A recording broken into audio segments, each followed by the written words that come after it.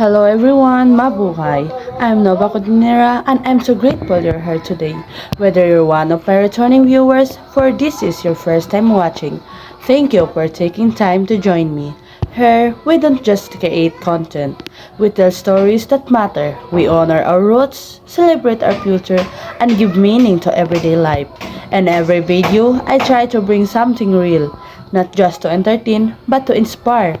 Whether it's a tradition passed down from our ancestors, a belief that guides our decision, or a symbol that represents who we are and everything we share here is a reflection of identity.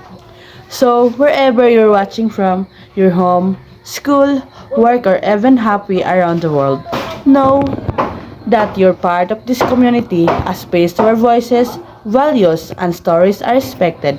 If you haven't yet, don't forget to hit that like button, subscribe, and turn on the bell so you never miss out on new content.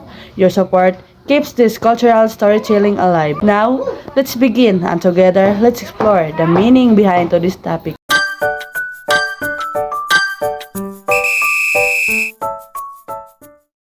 Belief are ideas or values that people accept as true and important, even if they can't always be proven. This belief guide how people behave and interact with others in their culture or society. One example of belief of culture is pagmamano. Pagmamano is a traditional gesture where a younger person takes the hand of an elder and brings it to their forehead. This action is done as a sign of respect and as a way to ask for a blessing. Behind this simple gesture is the belief that elders carry wisdom, experience, and spiritual guidance, and by showing them honor, you are also receiving their blessing and protection. Even though there is no scientific proof that a gesture brings blessing, people believe that the act has symbolic and spiritual meaning.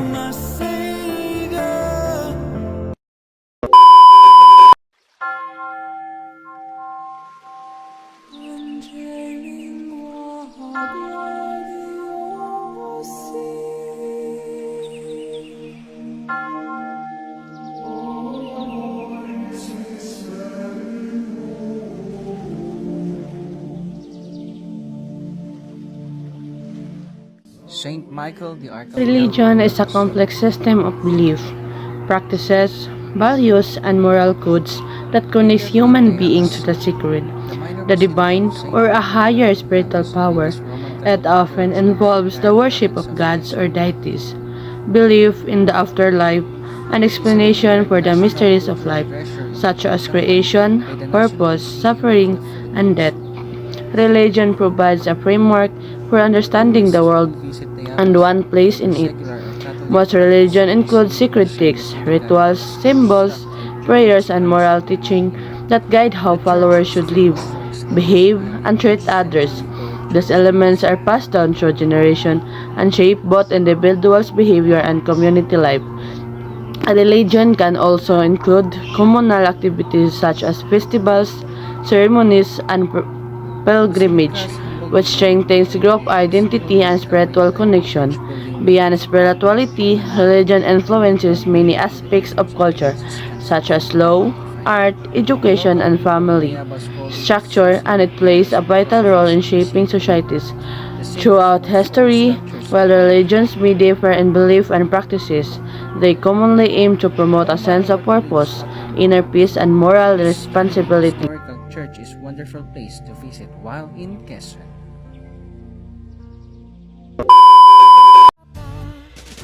Rituals are formal structured actions or series of actions performed in a specific order, often repeated regularly and filled with symbolic meaning. They are deeply rooted in a culture of religion and are used to mark important events, express belief, connect with the spiritual world, and strengthen social bonds. Rituals may include words, gestures, songs, objects, or movement that carry meaning beyond their surface. Example is harana. The traditional Filipino practice of serenading is an example of a courtship ritual. In this practice, a man sings a love song beneath the window of the woman he admires. Usually in the evening, he may accompanied by friends playing the guitar. Myths are traditional stories passed down through generations that explains the belief, customs, natural events, and values of a culture. Myths even open supernatural beings such as goddesses, heroes, or mythical creatures, and are set in a time before history, an age of magic, creation, or transformation. For example, in Greek mythology, Aphrodite is the goddess of love and beauty, while Athena is the goddess of wisdom and war strategy. In Philippine mythology, Mayari is the moon goddess and represents beauty, night, and strength. These goddesses are not just characters.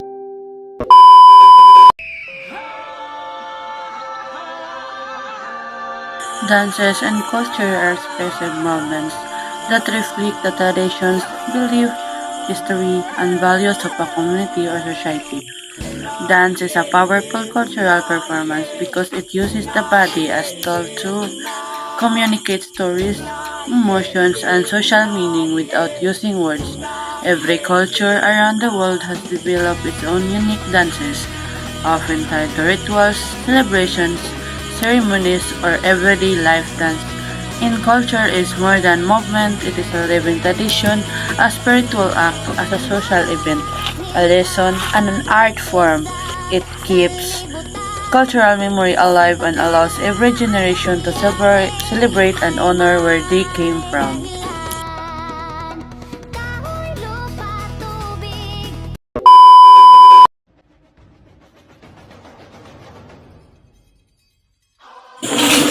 Performances and culture refer to the diverse forms of artistic, expressive, and ritualistic actions that people within a culture use to convey their beliefs, values, traditions, and identities.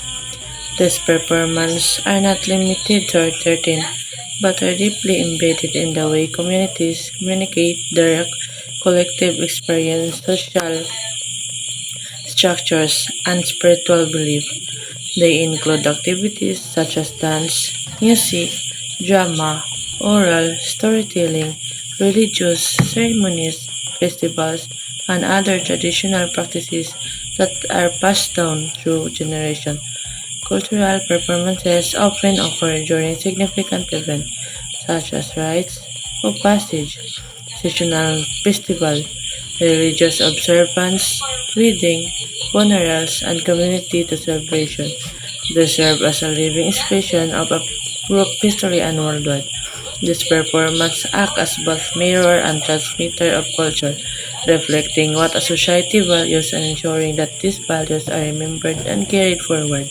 For instance, a traditional dance may symbolize historical event, a religious belief, or moral lessons, while music may express communal emotion or ancestral connection.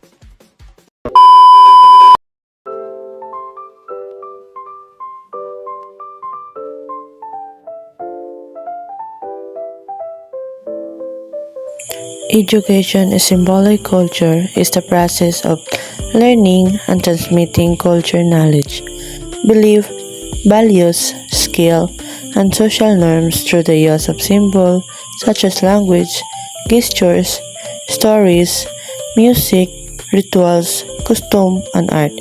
In symbolic culture, education is not limited to what happened in classroom. It is a lifelong experience that begins at home and continues within communities, social interaction, and tradition. People learn not only through direct teaching, but also by observing behavior, participating in ceremonies, and engaging with cultural expression that carry deeper meanings. Symbols are powerful tools in education because they carry meaning that are shared and understood by a member of culture. For example, the gesture of pagmamano, placing the hand of an elder, one forehead, symbolizes respect and is learned by children as a way of honoring elders. Similarly, a tradition practiced like harana is more than a romantic gesture. It is a form of culture, education that teaches about values such as love, humility, respect, and patience. Through symbolic culture, people are educated about what is right and wrong, what is considered sacred or ordinary, how individuals should act in society. Myth, legend, proverbs, and folktales are also taught of symbolic education as they pass on moral lesson, historical knowledge, and community belief from one generation to the next. Thus, education in symbolic culture is essential to cultural identity, unity, and survival.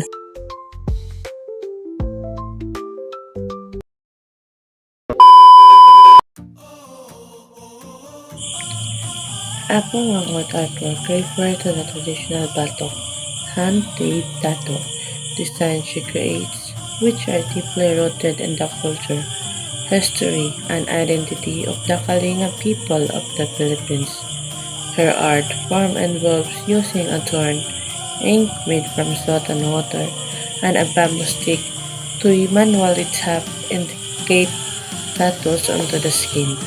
Each design is rich in meaning, often symbolizing bravery, beauty, tribal affiliation, protection, and rites of passage. Wang's tattooing is not more decorative, but is considered a sacred cultural practice passed down through generations. Her artworks embody the oral tradition, belief system, and spiritual practices of the indigenous community.